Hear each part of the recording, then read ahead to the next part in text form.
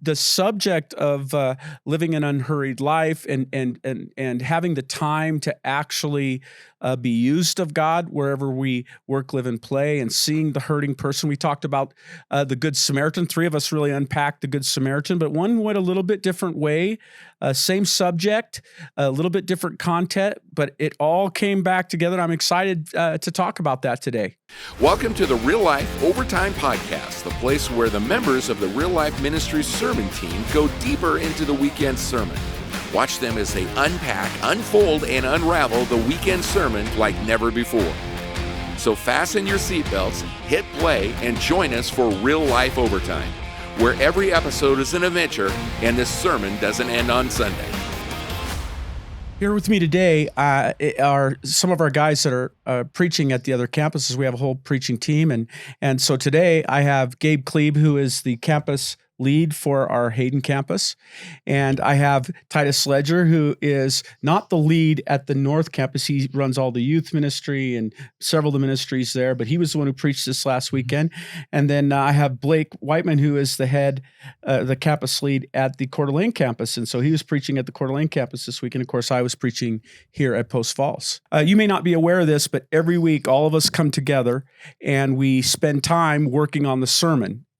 We believe that occasionally it's okay to have one sermon, at all the campuses, and usually it's me when we do an introduction to a series. But we believe in reproducing disciples and reproducing preachers. This has helped us with campuses, church plants, missions. And so being dependent upon a personality other than Jesus's personality and his person is not the way we do things here. So we work together on sermons, and we have this teaching team. And as always, we've worked on this sermon from this last week, and we're in this series called Unhurried, the Unhurried Life. And as we go into this new year, we've been talking about some new rhythms that cause us to quit being so frantic and, a mile wide and an inch deep, and slow down and abide in Christ, make some changes to our life that make us, that help us be capable of relationship with God. It requires time to be in relationship with God. It requires time to be in relationship with each other. And then it requires submitting to the Lord and creating some flexibility so we can actually be a part of what he's doing, to join him in his mission. But so often we're so busy, active all the time, we're just exhausted. We don't have time for any of those things. And so this last week, we talked about being available to the Lord to serve him. Three of us here talked about the Good Samaritan. And Gabe, you kind of went a little bit different direction. Why don't you describe a little bit what you went through? Yeah, well, we talked about being unheard enough to care was the topic of the sermon this week, and so I told three stories of how Jesus modeled it, and it was really based off of the great commandment in Matthew 22, where he says, "Love the Lord your God with all your heart, mind, soul, and strength, and then love your neighbor as yourself." So I just took the great commandment and said, what is it that Jesus tells us to prioritize as far as what we care about on this side of eternity? And so I just said he cares about our relationship with the Father. He cares about our relationship with other people and investing and serving other people. And then he actually cares that we care about ourselves and that we invest in ourselves. And so we just told three stories of how Jesus modeled that and how he got away with the Father and spent time praying, even though there was so many demands around Jesus and he was doing so many things. I said, Jesus could have been more effective with his time. He could have healed more people. He could have preached more sermons. He could have taught more lessons. But he actually took time away from those things to go spend time with the Father and not being hurried, going from one thing to the next to the next. And then we talked about how Jesus was unhurried enough to care about other people. And instead of rushing to Jairus' house to heal his daughter, which was a super urgent and important request, he spent time walking to Jairus' house, and that allowed for the woman with the issue of blood to be in that crowd and for Jesus to be available to her. Mm-hmm. And then, as Jesus is, again, another story where Jesus is crossing the lake and he's in the back of the boat and he's getting ready to do ministry on the other side of the lake and he's sleeping. Jesus took time to care for himself. And it's kind of a weird thought of like, doesn't that sound selfish or vain? But God's given us a body, a mind, and a spirit to steward and to take care of. And he actually says, love others as you love yourself, right? Love yourself. He actually loves you and knows that he built you a certain way, and he wants you to actually care for yourself. Right. You said something that I think we all agree with. What does it look like to be available, to be used by God, to slow down and see the things that are around us? And Jesus actually, the rest of us preached on, the Good Samaritan. And in that story, Jesus is being tested by a Pharisee who Jesus asks him a question. How do you read it? How do you read the scriptures? I love how Jesus answers a question with a question. The guy says, love God, love others. And Jesus says, go and do that. And then the man wants to justify himself. And he says, well, who's my neighbor? Mm-hmm. And one of the things that we heard this last week, this is a question you heard after the weekend service that we kind of discussed a little bit, is that Jesus didn't actually heal every person he came in contact with, or every person in Israel. Why don't you explain a little bit, Titus, what you heard there? Yeah, one of my fears was that people would leave Sunday thinking every time I see a homeless person, every time someone asks me for money to feed the hungry, that I have to now partake in that, or else I won't be fulfilling the love your neighbor as yourself. But there are so many people after Jesus dies and then resurrects into heaven that the disciples then go on to meet blind and lame people and keep on healing. And so the thought is, what was the filter that Jesus used to say, yeah, I am going to heal this person and I'm not going to? And obviously Jesus heals everyone who comes in faith to him. I never read of an account that he doesn't heal a person who comes in faith, but he doesn't go sequentially through the city healing every single person. Or like you said, Peter wouldn't have had anybody to heal at the gate, because he was in Jerusalem and that guy wasn't healed. And when he feeds the crowd, you have two opportunities where he does with the loaves and the fish, and then they come a third time and then he doesn't. And they're still hungry, but he chooses not to feed them at that time. And I thought it comes down to John 6, where he says, I came to do not my own will, but the Father's will. And so when we see need, we're asking the same question, Lord, is this your will that I get involved here? And every time he says yes, then it is on us to get involved. And like it says with the King James Version in 1 Corinthians 13:4, love suffers long. Am I willing to suffer long in the work of God? Yes, I want to be. But if God is saying, no, pass on by, that doesn't mean I don't love that person. God has got a story that they're writing. And I love what we were chatting about earlier, that you say sometimes actually loving somebody, what we think is loving, can actually be harmful towards them, right? And so we got to be wise in the way that we love people, to trust that God knows best as we engage them, because sometimes God's saying, no, Titus, this one's not for you, and I've got other things for you to do. Yeah, I was thinking about in my past, my son Christian, who's in ministry now, he's one of the blessings of my life, along with my other sons. He was being rebellious, and he ran away. And it was interesting how other parents would allow him to come and stay there, right? They would come and he was able to, couch surf. And nobody ever called me to go, hey, what's going on with your son? They would, listen to whatever my son had to say, which was usually a lie. And he would tell you that.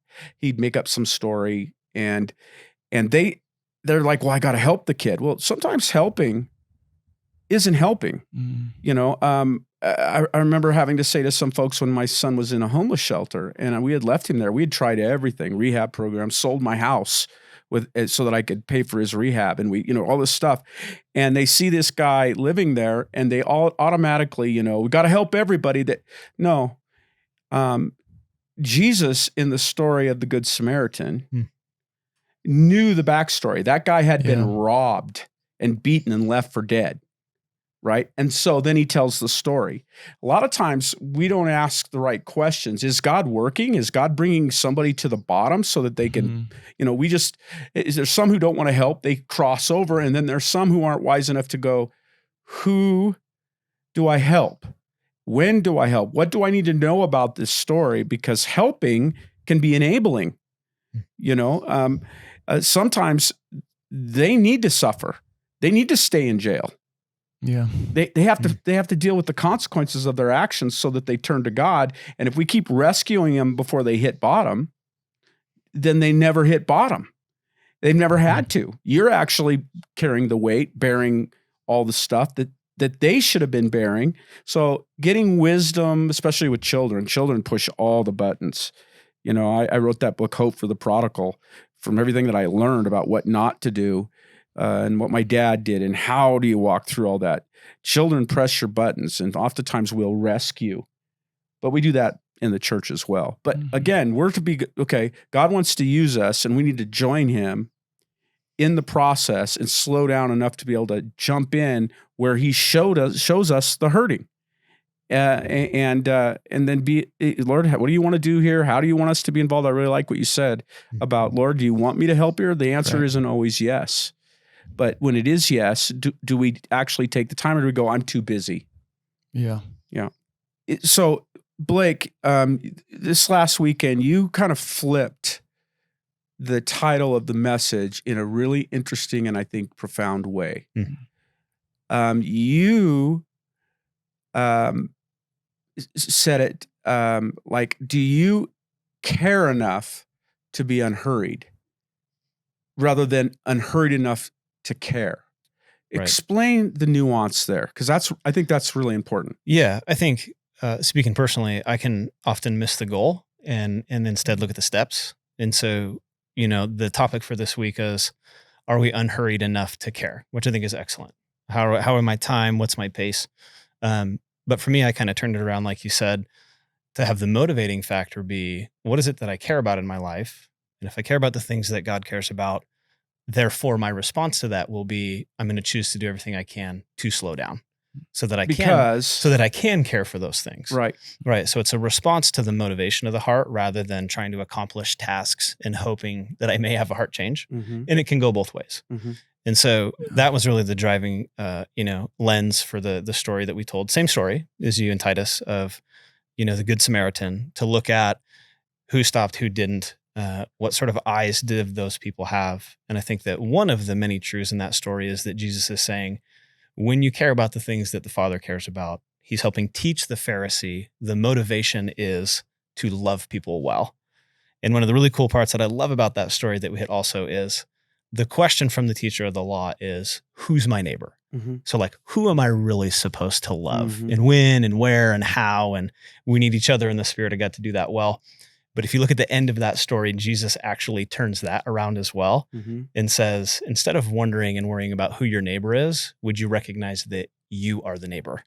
And Jesus' response to the teacher is, who was the neighbor to the man on the side of the road? Yeah. Which was so good. And so we had a little fun this week and turned it around and we got to ask ourselves at our campus, like, what's my motivating factor to slow down? Is it to love well? Is it to look for opportunities rather than, am I doing the right things in the right time? And am I doing enough? And am I doing it well? And so it was a kind of a fun spin on the same story. I was thinking about, when you look at that story, a couple of things. This wasn't an emotional moment for the Samaritan. He not only stopped, paused, he cared, he had the flexibility in his life that he'd created so that he could stop, or he reprioritized immediately based on what he was seeing. He stopped and he took the time. Then he actually even went further, took the guy somewhere else. What's interesting there is he didn't think he was the only one. He actually brought somebody else into the care. I mean, when we share the care with other people in the family of God, then we're still able to continue to function, right? Because, he still had a job. He had to leave, and then he was going to have to come back. So he cared enough not to be a one-time hit. He cared enough to incorporate somebody else. He involved other people. And then he even planned on coming back, but he still had to have a job, right? Because a lot of people are like, I've got a job, so I can't care. Other people are like, I'm going to not have a job so I can just care, right? He's having to balance all of this in his life, and he shows that. And so he continued this pattern of care, involved other people, and to really care about people requires time. We talked about this last week, that a relationship with God requires time, right? This pausing, and Jesus spent time with the Father, often withdrew to pray. He prioritized God, to hear from God, to walk with God. Relationship with others requires time. 1 Corinthians 13:4 says, love is patient. Patience implies time, takes time. To serve God in meaningful ways, not just emotional one-offs like evangelism. And, a discipleship is a class I go to one week rather than time spending with somebody. It's a message I deliver where I can check the box, get it all done in one shot, go and live my life. No, it requires time to really help people grow and understand God and experience the hands and feet. I remember my dad discipling me, taking my phone calls, meeting me in places, going on trips. He took the time that it required to help me process all the commands of God in my life and then live it out practically. And if we're hurried, I use that example of C.S. Lewis. If the devil can't make us evil, he'll just make us busy. Too busy for the things of God. And again, where time is so important, most Christians don't give time or money. Some Christians want to give money. Time is the most important thing, but it requires that. And so as you're thinking through, Gabe, some of the things that we've talked about in this series, what are some of the things that are like hitting you? Well, I shared at our campus. I think so often the things that I make time for, I make time for them, but I'm not mentally there for them. So I've physically carved out time in my schedule to do devotionals with my kids every night. But then I realized this sermon convicted me personally to go, I'm doing devotionals. I carved out the time physically, mentally, I've checked out because I want to go to bed. And I woke up at 4 a.m. I've done all my things. I've worked, I've provided, I've done, and I just want to go to sleep now. And so I had to come to this realization that during my devotional time, my kids were asking me these questions about what does Jesus mean by that? And why does God do things like that? And how does that work? And some of the questions I'm like, in the back of my head, I'm like, that's just a silly question. Like I just almost would be like, I'm just dismissing it, right? Like that question doesn't even make sense.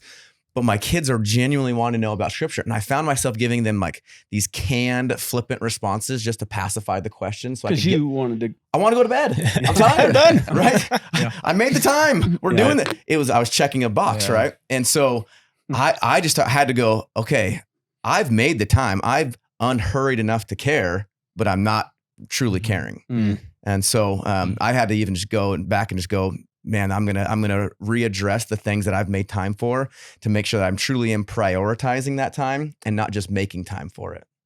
That's really good. That's really good. What's one thing that's you've been, we're reading the book as a staff, we're walking through this as a staff, you're preaching through it. What's one thing that really? Yeah, I was. There's a guy who works underneath me, and I was telling him, I said, hey, we're reading through this book. I really want you to go ahead and take a day off and retreat. And so he did that and came back, and we were in another meeting. I said, okay, when's the next one? And then a third person in the room said, Titus, when's your next one? And I was just like, I was making sure to take care of him because I thought these are really important things if I'm overseeing someone that they practice. And it was just that heart gut check to say, when's mine? And so I planned it. It's coming up in February. I'm going to take a day retreat just to get alone with the Lord.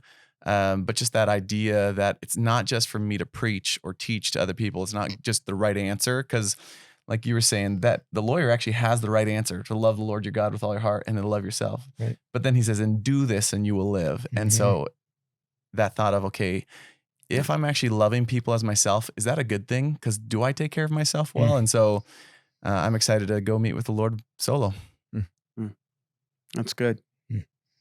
Blake, what's struck you? Yeah, I think that it's a great series. I think it's timely as far as, excuse me personally. I'm excited for a little bit more of what's to come in the rest of the series. So I'm not going to get into that now. But again, I think some rhythms that we can look at for the model of Christ gives us solutions that God invites us into. So this week in particular, just thinking of what Gabe said too, is am I willing to go through the design that God has already given in order to be present and unhurried and to actually care? And for me, that just requires personal discipline and being reminded of that and encouraged when other people in our small group and in our church are saying, much like Titus, how are you doing that well? Yeah. Am I being disciplined enough to carve out time to be present, to help, to care, not to earn and achieve? And so I've just been really thankful for the practical reality of that, to have discussions that matter, that are real, that are tangible, like today, with my family and even team. And so I don't want to ever get, tired of everyday practical conversation. So I know that one thing I would say that stuck out to me in this conversation too is I do care. I think a lot of us care. I do care about the Lord. I do care about other people, but oftentimes I don't always put that into practice correctly. And so I think we even see that in the story of the Good Samaritan, is that, the priest and the Levite, they love the Lord. They care. They're doing what God has called them to do. But yet sometimes I can find myself like them and having a schedule and priorities that are for the Lord and for other people, but I still need to learn how to practically apply that some more. So I'm just excited for that. We get to work it out together. We have a church that loves people, and, I'm just grateful to be a part of a community to work that out. Yeah. That's that statement of it's easier to drag back the reins on a stallion than drag a dead horse.